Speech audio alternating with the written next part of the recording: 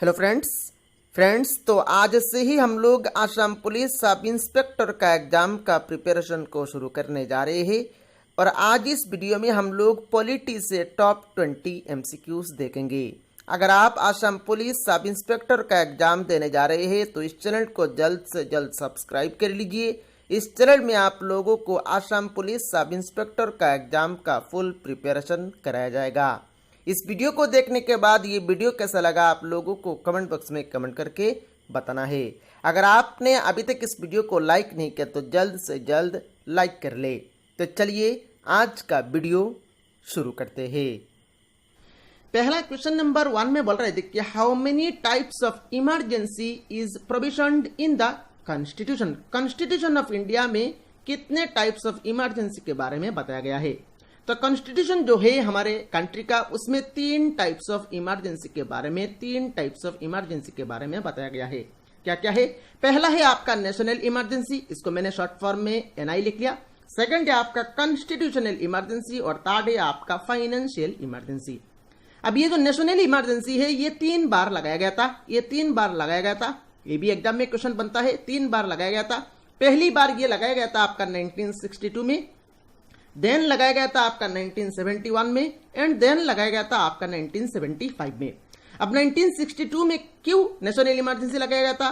क्योंकि 1962 में आपका इंडिया और चाइना के बीच युद्ध हुआ था, इसके लिए आपका नेशनल इमरजेंसी लगाया गया था। और 1971 में लगाया गया था क्योंकि इस टाइम में आपका इंडिया और पाकिस्तान के बीच आपका युद्ध हुआ था। और 1975 में लगाया गया था क्योंकि आपका इस टाइम में इंटरनल डिस्टर्बेंस हुआ था, इसके लिए 1975 में आपका नेशनल इमरजेंसी लगाया गया था। और कॉन्स्टिट्यूशनल इमरजेंसी और फाइनेंशियल इमरजेंसी, ये आपका कॉन्स्टिट्यूशनल इमरजेंसी और फाइनेंशियल इमरजेंसी ये एक बार भी नहीं लगाया गया है। तो 3 टाइप्स ऑफ इमरजेंसी के बारे में जिक्र किया गया है हमारे कॉन्स्टिट्यूशन में। दैट मींस यहां पर इस क्वेश्चन नंबर 1 का करेक्ट आंसर हो जाएगा आपका ऑप्शन सी। बाकी जो मैंने बात बताया ये सारे बात आप लोगों को याद रखना है। चलिए नेक्स्ट क्वेश्चन को देखते हैं। नेक्स्ट क्वेश्चन नंबर 2 में बोल रहे थे कि the constitution of India was framed bye. Constitution of India को किसने फ्रेम किया है? तो constitution of India was framed bye constituent assembly. तो यहां पर क्वेश्चन नंबर 2 का करेक्ट आंसर हो जाएगा आपका ऑप्शन बी। यहां पर देखिए और एक क्वेश्चन एग्जाम में बनता है। कॉन्स्टिट्यूशन ऑफ इंडिया में एक ड्राफ्टिंग कमिटी था। एक क्या था? एक ड्राफ्टिंग कमेटी था। और वो जो ड्राफ्टिंग कमेटी है वो बनाया गया था आपका 29 अगस्त 1947 में। 29 अगस्त 1947 में वो ड्राफ्टिंग कमेटी को बनाया गया था। और ये जो ड्राफ्टिंग कमेटी है इसमें टोटल कितने मेंबर्स थे? इसमें टोटल 7 मेंबर्स थे। ये भी एग्जाम में क्वेश्चन पूछा जाता है। और ये जो ड्राफ्टिंग कमेटी है, इस ड्राफ्टिंग कमेटी का चेयरमैन कौन थे? इस ड्राफ्टिंग कमेटी का चेयरमैन थे आपका BR अम्बेडकर। ये भी एग्जाम में क्वेश्चन पूछा जाता है। तो यहां पर हम लोगों ने 2 क्वेश्चन को यहां पर नहीं, बहुत सारे क्वेश्चन को कवर किया है। पहले तो कॉन्स्टिट्यूशन ऑफ इंडिया को किसने फ्रेम किया है? कॉन्स्टिट्यूएंट असेंबली ने। उसके बाद कॉन्स्टिट्यूशन ऑफ इंडिया में एक ड्राफ्टिंग कमेटी था और उस ड्राफ्टिंग कमेटी को यहां पर जो कमेटी है उसको बनाया गया था आपका 29 अगस्त 1947 में। इसमें टोटल 7 मेंबर्स थे और ड्राफ्टिंग कमेटी का चेयरमैन थे आपका BR Ambedkar. Next question number 3 में बोल रहे थे कि the original constitution of India was published at. Original constitution of India कहां पर पब्लिश हुआ था? तो original constitution of India published हुआ था आपका देहरादून में। तो यहां पर क्वेश्चन नंबर 3 का करेक्ट आंसर हो जाएगा आपका option D. Next question number 4 में बोल रहे थे कि गवर्नर इज सोर्न बाय, मतलब गवर्नर को कौन शपथ दिलाता है? यहां पर देखिए और एक क्वेश्चन एग्जाम में बनता है, गवर्नर इज अपॉइंटेड बाय। तो governor is appointed by, governor को अपॉइंट कौन देता है? गवर्नर को अपॉइंट देता है आपका प्रेसिडेंट। पर यहां पर पूछा गया है गवर्नर इज सोर्न बाय, मतलब गवर्नर को शपथ कौन दिलाता है? तो गवर्नर को शपथ दिलाता है आपका chief justice of high court. तो यहां पर क्वेश्चन नंबर 4 का करेक्ट आंसर हो जाएगा आपका ऑप्शन है। देखिए यहां पर 2 क्वेश्चन मैंने यहां पर आप लोगों को बताया है। एक तो है गवर्नर को कौन शपथ दिलाता है, chief justice of high court, और दूसरा है आपका गवर्नर को अपॉइंट देता है आपका प्रेसिडेंट। दोनों क्वेश्चन यहां पर आप याद रखिएगा, यहां पर आप मिस्टेक करके नहीं आइएगा एग्जाम में। चलिए नेक्स्ट क्वेश्चन नंबर 5 को देखते हैं। क्वेश्चन नंबर 5 में बोल रहे थे कि anti defection law is given in which schedule of Indian constitution. Indian constitution का कितना शेड्यूल में आपका एंटी डिफेक्शन लॉ के बारे में बताया गया है? तो ये बताया गया है आपका 10th शेड्यूल में। तो इस क्वेश्चन नंबर 5 का करेक्ट आंसर हो जाएगा आपका option B 10th schedule. Next question number 6 में बोल रहे थे कि who proposed the preamble before the drafting committee of the constitution. तो drafting committee of the constitution में प्रीएम्बल लाने के लिए किसने प्रपोज किया था? तो ये प्रपोज किया था आपका जवाहरलाल नेहरू जी ने। तो यहां पर क्वेश्चन नंबर 6 का करेक्ट आंसर हो जाएगा आपका option A. Next question number 7 में बोल रहे थे कि which of the following has the power to form new states और to change the borders of the states. मतलब ये जो पावर है, क्या पावर एक तो है आपका नया स्टेट बना सकता है और स्टेट का बॉर्डर्स भी चेंज कर सकता है। तो ये जो पावर है, ये पावर किसके पास दिया गया है?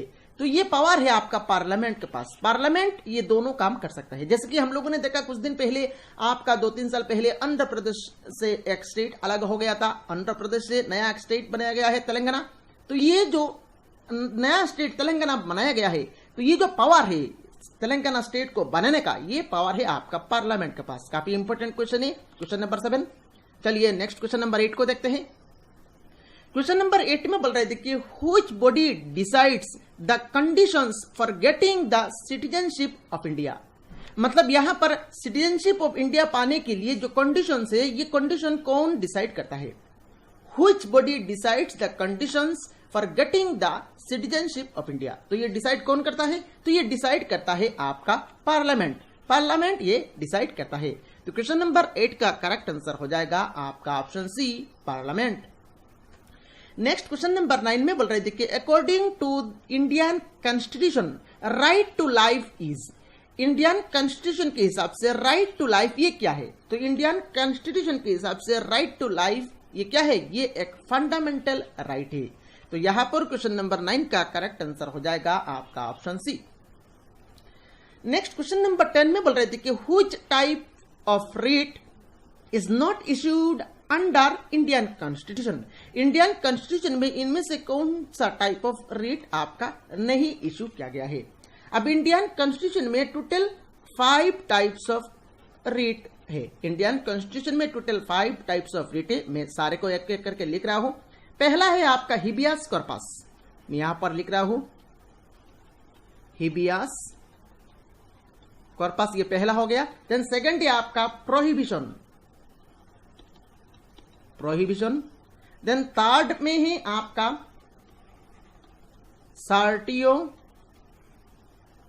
सर्टियोररी। देन फोर्थ में है आपका मेंडामस।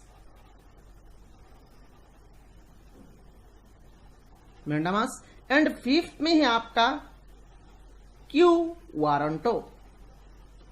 तो ये 5 types of writ Indian constitution में है। यहां पर देखिए कौन सा रिट इंडियन कॉन्स्टिट्यूशन में नहीं है पूछा गया है। तो मेंडामस तो है, प्रोहिबिशन भी है, सर्टियोररी भी है, पर नहीं है आपका इंजंक्शन। दैट मीन्स यहां पर क्वेश्चन नंबर 10 का करेक्ट आंसर हो जाएगा आपका ऑप्शन सी। ये 5 टाइप्स ऑफ रिट को आपको याद रखना है। यहां पर स्क्रीनशॉट ले लीजिए और रिवाइज करते रहिए।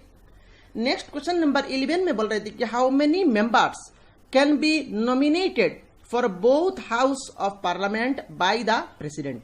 मतलब बोथ हाउस का मतलब एक तो है आपका लोकसभा और दूसरा है आपका राज्यसभा। तो लोकसभा और राज्यसभा दोनों के लिए, लोकसभा और राज्यसभा दोनों के लिए कितने मेंबर्स आपका प्रेसिडेंट नॉमिनेट कर सकते हैं? अब देखिए लोकसभा के लिए टोटल 2 मेंबर को ही नॉमिनेट कर सकते हैं प्रेसिडेंट, और राज्यसभा के लिए टोटल 12 मेंबर्स को नॉमिनेट कर सकते हैं प्रेसिडेंट। तो इनको अगर आप टोटल करेंगे तो कितना बन रहा है? 14 बन रहा है। दैट मीन्स 14 मेंबर्स को आपका प्रेसिडेंट नॉमिनेट कर सकते हैं for both the houses, means both the Lok Sabha and Rajya Sabha. तो यहां पर इस क्वेश्चन नंबर 11 का करेक्ट आंसर हो जाएगा आपका ऑप्शन डी 14। ऑप्शन डी में देखिए 14 लिखा गया है, तो यहां पर करेक्ट आंसर हो जाएगा आपका ऑप्शन डी।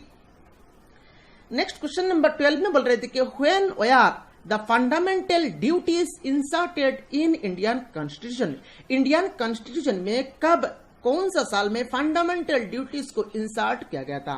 तो ये क्या गया था आपका 1976 में। तो इस क्वेश्चन नंबर 12 का करेक्ट आंसर हो जाएगा आपका option D 1976। Next question number 13 में बोल रहे थे कि ideas of welfare state are contained in. जो वेलफेयर स्टेट का जो आइडिया है ये कहां से लिया गया है? तो वेलफेयर स्टेट का जो आइडिया है ये लिया गया है आपका directive principles of state policy से। तो यहां पर क्वेश्चन नंबर 13 का करेक्ट आंसर हो जाएगा आपका option B. Next question number 14 में बोल रहे थे कि which article of the Indian constitution provides for the institution of Panchayati Raj. Institution of Panchayati Raj का जो बातें हैं ये बातें आपका इंडियन कॉन्स्टिट्यूशन का कौन सा आर्टिकल में लिखा गया है? तो ये लिखा गया है आपका आर्टिकल 40 में। दैट मीन्स यहां पर क्वेश्चन नंबर 14 का करेक्ट आंसर हो जाएगा आपका option C. Next question number 15 में बोल रहे थे कि who is the constitutional head of the Indian government. Indian government का कॉन्स्टिट्यूशनल हेड कौन होते हैं? तो इंडियन गवर्नमेंट का कॉन्स्टिट्यूशनल हेड होते हैं आपका प्रेसिडेंट। प्रेसिडेंट ही आपका हेड होते हैं। तो यहां पर क्वेश्चन नंबर 15 का करेक्ट आंसर हो जाएगा आपका option A. Next question number 16 में बोल रहे थे कि what is the retirement age of the prime minister of India. Prime minister of India का रिटायरमेंट एज का साल क्या है? तो रिटायरमेंट एज का कोई भी साल नहीं होता है, नो लिमिट, इसका कोई भी लिमिट नहीं होता है। तो यहां पर क्वेश्चन नंबर 16 का करेक्ट आंसर हो जाएगा आपका option D. Next question number 17 में बोल रहे थे कि implementing loss is the function of. Law को इंप्लीमेंट करने का जो फंक्शन है ये किसके पास है? एग्जीक्यूटिव के पास या लेजिस्लेचर या जुडिशियरी या लोकल लिस्ट। तो ये जो पावर है ये जो फंक्शन है इस फंक्शन को इंप्लीमेंट करता है आपका एग्जीक्यूटिव। तो यहां पर क्वेश्चन नंबर 17 का करेक्ट आंसर हो जाएगा आपका option A. Next question number 18 में बोल रहे थे कि which of the following makes law in India. India में लॉ कौन बनाता है? तो इंडिया में लॉ कौन बनाता है? इंडिया में लॉ बनाता है आपका both the houses of parliament, मतलब बोथ लोकसभा एंड राज्यसभा। और साथ में देखिए मान लीजिए एक बिल आया है, जैसे कि कुछ दिन पहले सिटीजनशिप अमेंडमेंट बिल आया था, उसके बाद वो बिल को यहाँ पर जब लोकसभा और राज्यसभा से पास हो गया था उसके बाद प्रेसिडेंट ने उसको सिग्नेचर कर दिया है। दैट मीन्स वो जो बिल है सिटीजनशिप अमेंडमेंट बिल वो सिटीजनशिप अमेंडमेंट एक्ट बन गया। तो एक बिल को एक लॉ को पास करने के लिए 3 का जरूरत है। पहले तो है आपका लोकसभा, दूसरा है आपका राज्यसभा, पर इन दोनों हाउसेस से जब पास हो जाता है उसके बाद उसमें प्रेसिडेंट का सिग्नेचर भी चाहिए होता है। दैट मीन्स यहां पर करेक्ट आंसर हो जाएगा आपका option C, president and both houses of parliament. तो इस क्वेश्चन का करेक्ट आंसर है आपका ऑप्शन सी।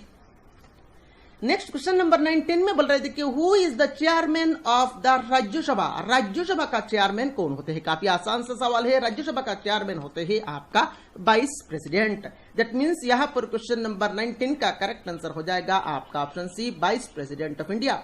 यहां पर मैं एक सवाल आप लोगों को पूछ रहा हूं, अभी present vice president of India कौन है? Present vice president of India कौन है? आप लोगों को वीडियो के नीचे कमेंट बॉक्स में कमेंट करके बताना है। काफी इंपॉर्टेंट क्वेश्चन है। नेक्स्ट क्वेश्चन नंबर 20 में बोल रहा है the power of mitigation of dispute between centre and state falls in दैश of the supreme court of India. मतलब सेंटर और स्टेट के बीच जो डिस्प्यूट लगता है वो डिस्प्यूट आपका सुप्रीम कोर्ट का कौन सा जुरिस्डिक्शन के अंडर में आता है? तो ये आता है आपका ओरिजिनल जुरिस्डिक्शन के अंडर में। तो यहां पर क्वेश्चन नंबर 20 का करेक्ट आंसर हो जाएगा आपका ऑप्शन ए। तो इस वीडियो में सिर्फ इतना ही। ये वीडियो कैसा लगा आप लोगों को कमेंट बॉक्स में कमेंट करके बताना है। और अगर आपने चैनल को सब्सक्राइब नहीं किया तो जल्द से जल्द सब्सक्राइब कर ले। Thank you for watching this video.